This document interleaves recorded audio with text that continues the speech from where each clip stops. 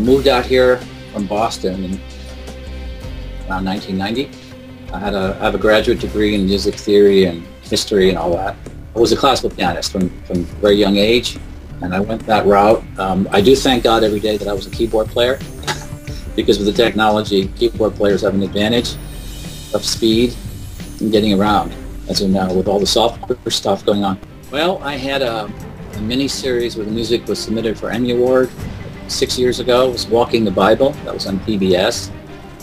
Scored a film, A Dog of Flanders, for Warner Brothers in 1999.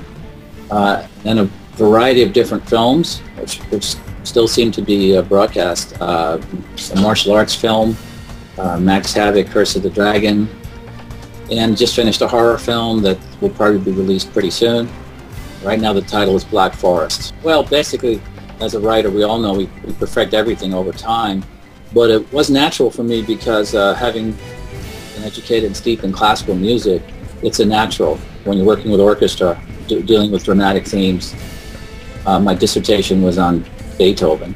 so it's funny because the first project that I got, Dog of Flanders, took place in the early 19th century in Europe. So I could draw on all the knowledge of the music I studied from that period. So that was a natural evolution. But these days, with all the hybrid scores, there's a lot to learn. There's a lot to learn with the technology and, of course, sampling software and combining the natural sound of an orchestra with organic electronic sounds and loops.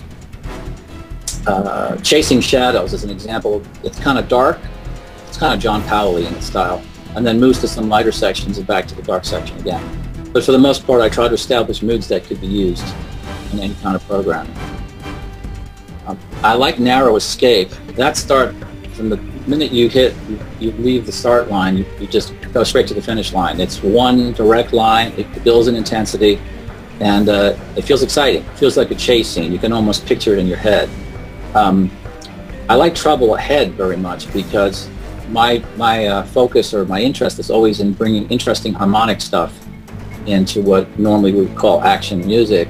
So instead of sitting on one tonality or moving different places, there's a slight jazzy feel to it, and it just develops different moods, different colors, mixed with the hybrid, with the loops and the percussion.